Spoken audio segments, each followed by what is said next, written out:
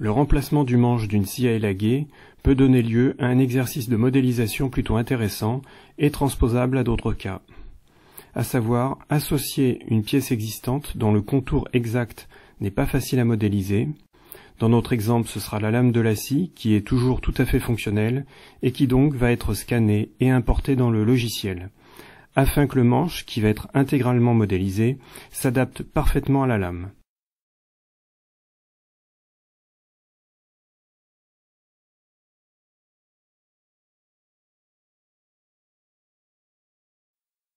Pour la modélisation seront utilisés FreeCAD, un scanner, un pied à coulisse et un réglet, les logiciels Paint et Inkscape.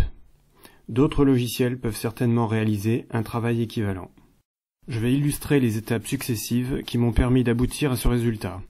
Tous les détails dans l'utilisation de FreeCAD ne seront pas abordés, ils l'ont déjà été dans d'autres vidéos.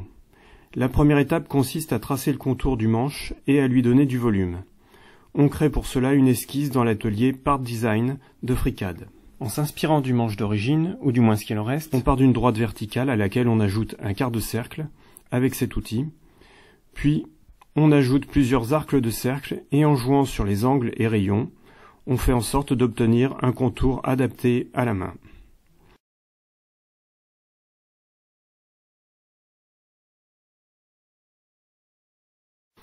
Il faut veiller à ce que tous les segments soient parfaitement jointifs en créant des contraintes de coïncidence.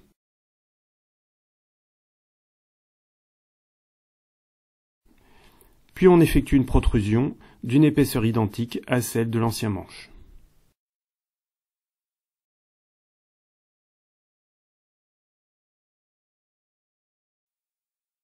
Avant d'aller plus loin dans la modélisation, on scanne la lame d'origine après l'avoir nettoyée de façon à avoir une couleur la plus uniforme possible. Elle dépasse en diagonale du format A4 d'un scanner de base, mais on scanne tout de même la taille maximale pour avoir ultérieurement un rendu d'ensemble le plus proche de la réalité, de sorte que la courbure du manche, lors de la modélisation, soit autant que possible dans le prolongement de la courbure de la lame. Puis on ouvre l'image sous Paint. 4 choses sont à faire. Sauvegarder une version en bitmap monochrome. Retracer un trou blanc parfaitement rond, car dans le scanner, une ombre portée a déformé le trou de fixation d'origine. Remplir en noir toute la surface de la lame.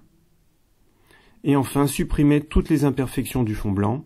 Elles auraient une incidence lorsque l'on donnera ultérieurement du volume au contour dans FreeCAD. FreeCAD a besoin d'une image non pas pixelisée, mais vectorisée. Nous allons donc passer par Inkscape pour obtenir ce format. Voici la procédure à suivre.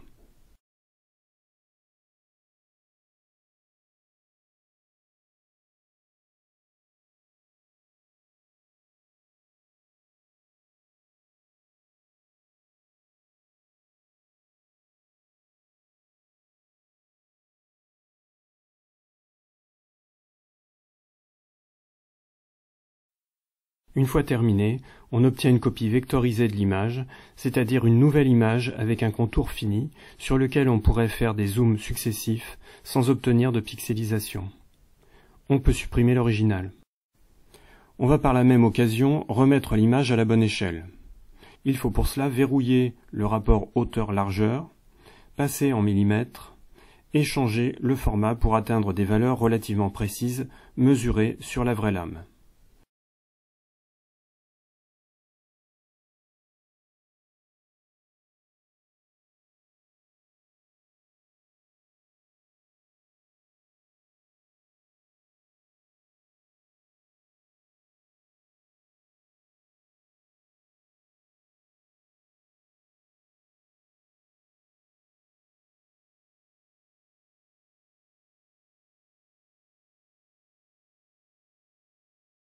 Maintenant, on peut sauvegarder au format SVG pour Scalable Vector Graphics. Nous pouvons maintenant repasser sur FreeCAD pour importer le fichier SVG qui vient d'être créé.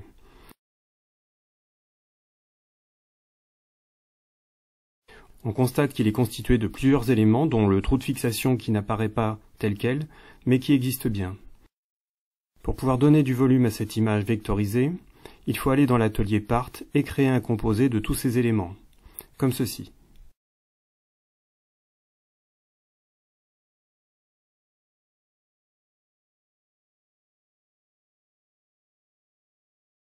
Puis sélectionner le résultat obtenu et effectuer une protrusion de l'épaisseur de la lame.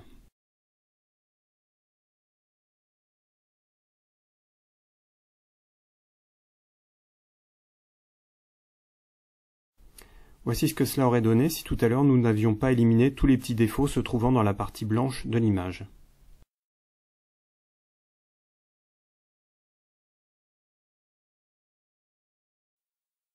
Avant de poursuivre, il est intéressant de créer de la transparence dans le manche.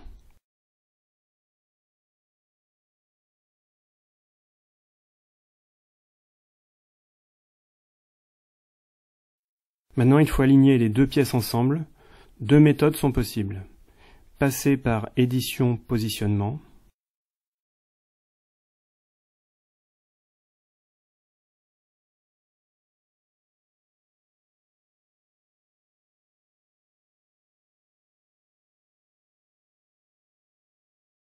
Ou par le menu transformer en affinant la valeur des incréments de déplacement.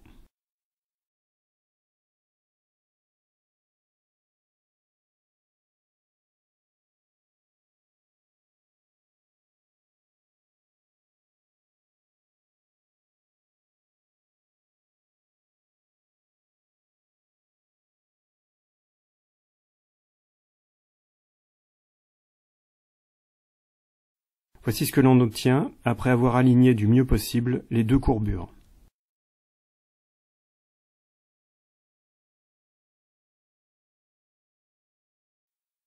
À présent, il faut pratiquer une fente dans l'épaisseur du manche pour que la lame puisse rentrer. On va pour cela créer une esquisse rectangulaire posée sur la partie plate du manche. On pourrait se contenter de celle-ci, mais il est préférable de la faire traverser de part en prévision du retrait du support après impression 3D, ce qui ne sera pas une mince affaire.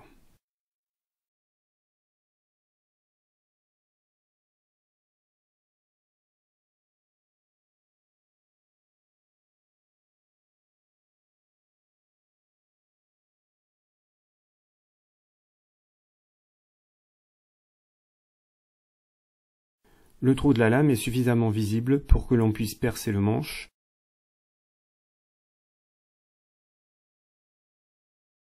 en prenant 2 mm de marge.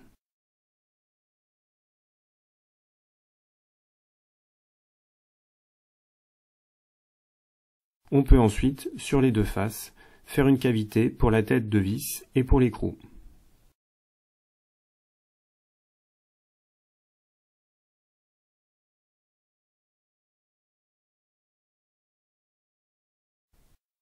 Il ne reste plus qu'à créer les congés pour arrondir les angles, d'abord deux petits,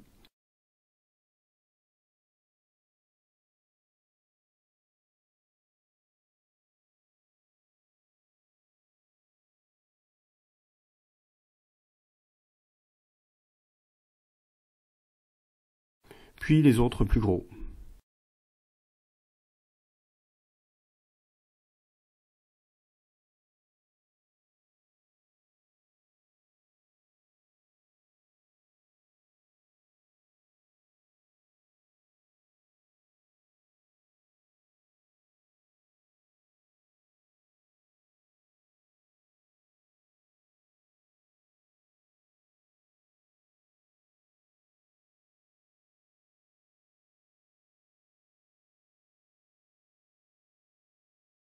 Ces congés devront être supprimés temporairement, puis recréés si on souhaite modifier la forme de la pièce.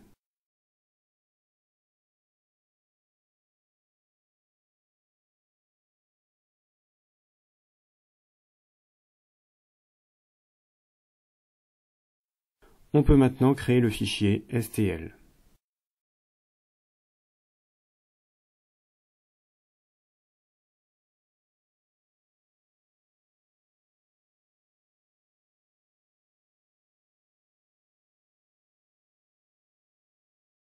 Et passer à la phase d'impression.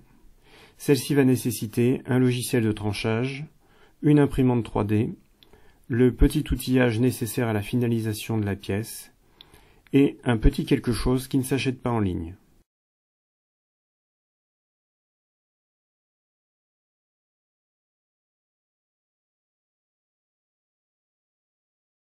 Dans le logiciel de tranchage, la rainure pour le passage de la lame impose d'utiliser des supports.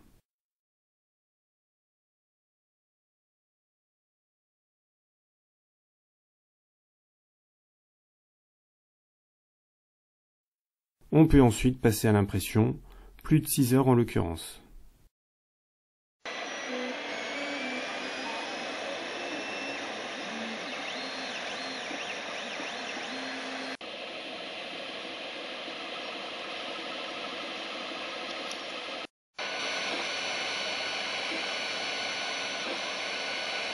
Voilà ce que cela donne à la sortie. Il faut maintenant s'attaquer à la suppression des supports, et autant dire que pour le passage de la lame, ça n'a pas été une sinécure.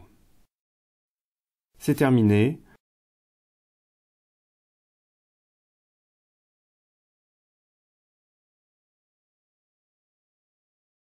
Le rendu est fidèle au modèle, et la prise en main est bonne.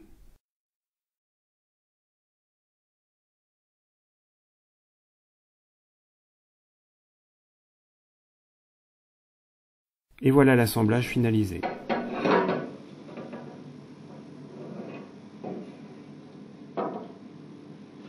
Bien sûr, on pourra pousser le réalisme en utilisant du filament à base de fibres de bois. Chacun adaptera cette méthode à l'application de son choix. Pour ma part, je n'ai plus d'excuses pour ne pas éléguer.